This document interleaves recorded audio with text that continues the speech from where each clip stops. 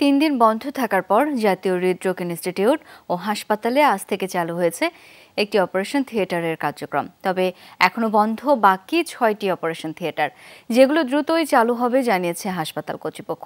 সামান্য কিছু টাকা আর উদ্যোগের অভাবে ঝুঁকিপূর্ণ রোগীরা আরও ঝুঁকিতে পড়ায় ক্ষোভ জানান রোগী ও তাদের স্বজনরা।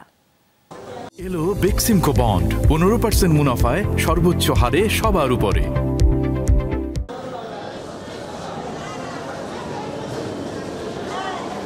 প্রচণ্ড গরমে এখন রোগীর চাপ বেশি দেশের প্রায় সব হাসপাতালে, আর হৃদরোগে আক্রান্তরা তো আরও ঝুঁকিপূর্ণ।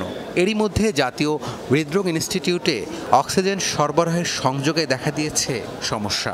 একই সাথে হাসপাতালের 6টি আইসিইউর সবগুলো, সিসিইউর 3টি এবং এইচডিইউর সব এসি নষ্ট। তাই শনি ও রবিবার আংশিক এবং সোমবার পুরোপুরি বন্ধ ছিল অপারেশন কার্যক্রম। অজ্ঞান করে রোগী আবার ব্যাগে আসা পড়ে এই অক্সিজেনের জন্য। আমার এনজিওগ্রাম করানোর কথা ছিল, কিন্তু আজকে করায় নাই, অক্সিজেন সমস্যা নাকি বলতেছে।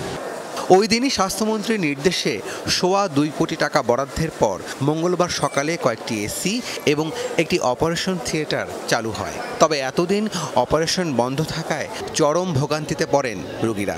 বসে অপারেশন হবে না, আজকে এসি নষ্ট, আর আপনার অক্সিজেন নেই।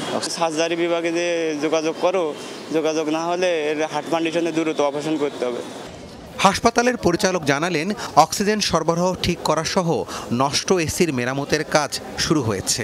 দ্রুতই বন্ধ থাকা অপারেশন থিয়েটারগুলো চালু করা যাবে। এয়ার প্লান্টে ডিস্টার্ব হওয়াতে আমরা ভেন্টিলেটর চলছিল না বিধায় আমরা 2 দিন অপারেশন করতে পারিনি।